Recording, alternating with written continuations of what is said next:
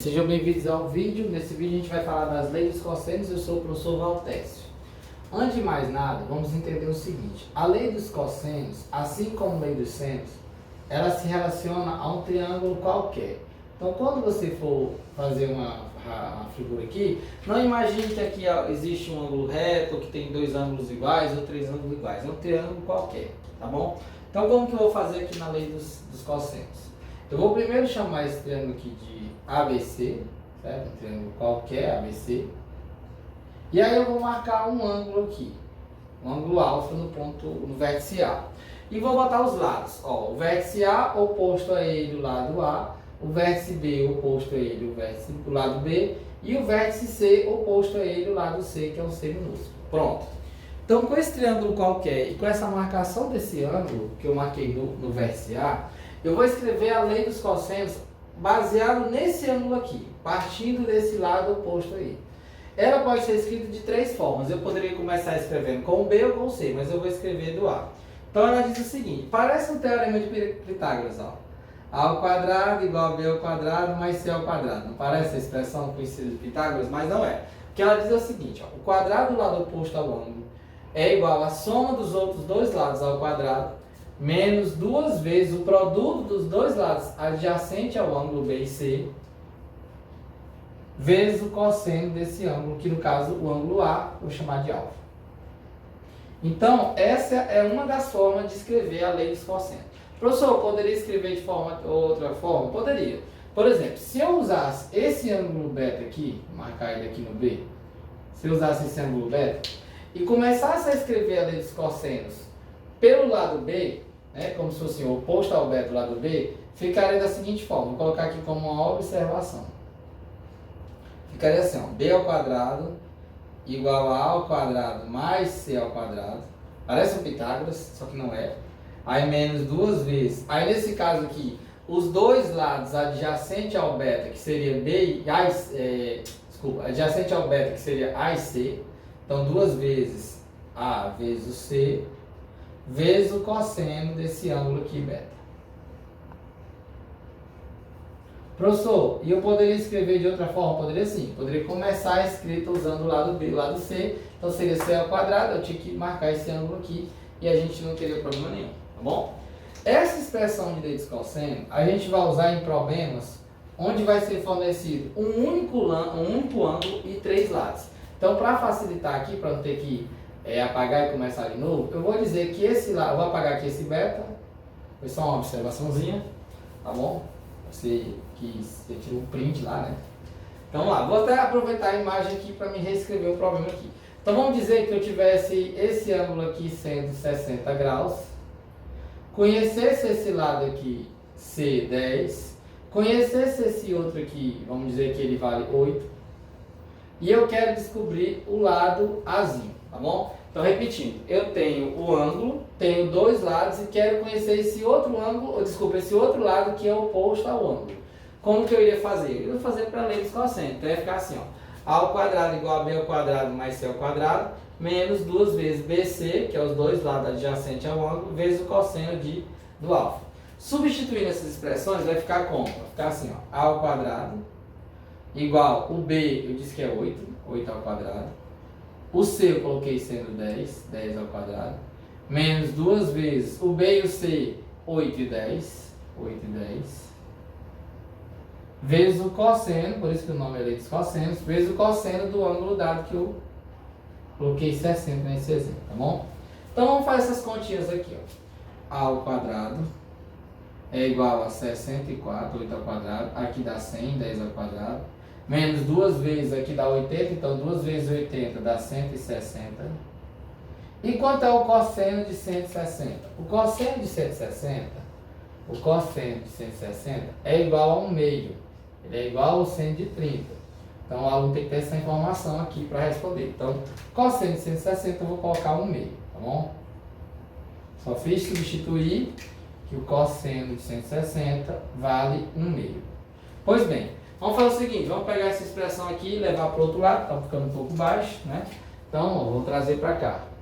Vai ficar assim, A ao quadrado igual a quem? A ao quadrado igual a quem? Vou repetir para ficar mais rápido. 64 mais 100, aí menos, aqui tem 160 dividido por 2, ó, repetindo, 160 dividido por 2, vai ficar 80, não é isso?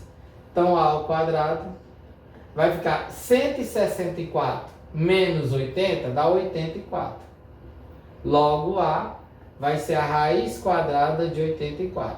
84, se você fatorar, deixa só eu conferir se a imagem não está cortando ali a fatoração. Não, está bacana. Então, fatorando aqui 84, dividindo por 2, dá 42, por 2 dá 21, por 3 dá 7, por 7 dá 1, né? Então, ficou 2 ao quadrado, 3 e 7, ó. Vamos lá, por 2 dá 42, por 2 dá 21, aí por 3, 7, 7, 1. Então, quando você colocar aqui, vai ficar um 2 ao quadrado, um 3 e um 7, substituindo dentro da raiz. Dessa forma, o 2 ao quadrado aqui vai sair, que é o fator aqui que tem uma potência ao quadrado, que é uma raiz quadrada, e o 3 e o 7 vão ficar dentro, que vão gerar um 21. Então, A vai ficar 2, é o 2 que saiu, e aqui ficou 2 raiz quadrada de 21. Esse foi o ladinho desconhecido, tá bom? Dando continuação aqui ao vídeo, eu trouxe um problema de lei dos cossenos, onde esse problema está aplicado. Eu vou ler para vocês aqui. No mapeamento de uma região, um topógrafo posicionou-se no ponto A, como se ele estivesse nesse ponto A, e ele vistou um ponto B a 4 km de distância. Então ele diz que a distância de A para B é 4 km. Ele já deu essa imagem, só tinha que colocar esse númerozinho 4 km aí.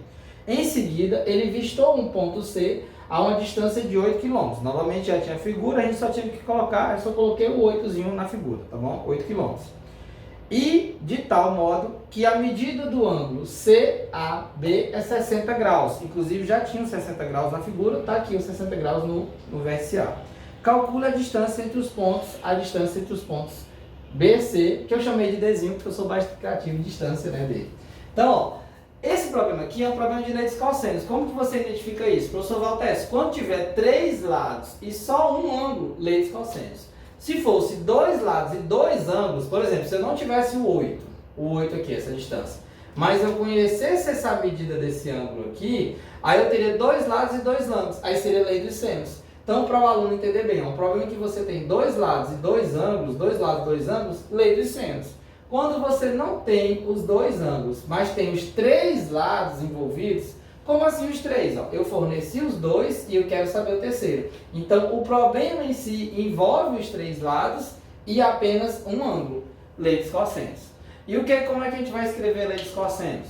Eu vou partir do lado oposto ao ângulo, que no caso eu chamei aqui de D, e vou colocar uma expressão que se assemelha ao teorema de Pitágoras. Então, vai ficar assim, ó, D ao quadrado igual esses outros 2 ao quadrado somado, 4 e 8, que são os 2 lados adjacentes ao ângulo, na sequência, menos 2 vezes o produto deles dois, menos 2 vezes o 4 vezes o 8, vezes, lei dos cossenos, vezes o cosseno do ângulo que está entre esses lados, que no caso é o cosseno de 60. Cosseno de 60. Eu vou só conferir aqui se a imagem não está cortando nada. Está bacana. Então, vamos continuar aqui, agora é só conta, né? Então, ó, a distância ao quadrado vai ser igual a quem? 4 ao quadrado, 16. 8 ao quadrado, 64. Menos 2 vezes 4, 8. 8 vezes 8. Aqui tem um 8, né? 2 vezes 4, 8.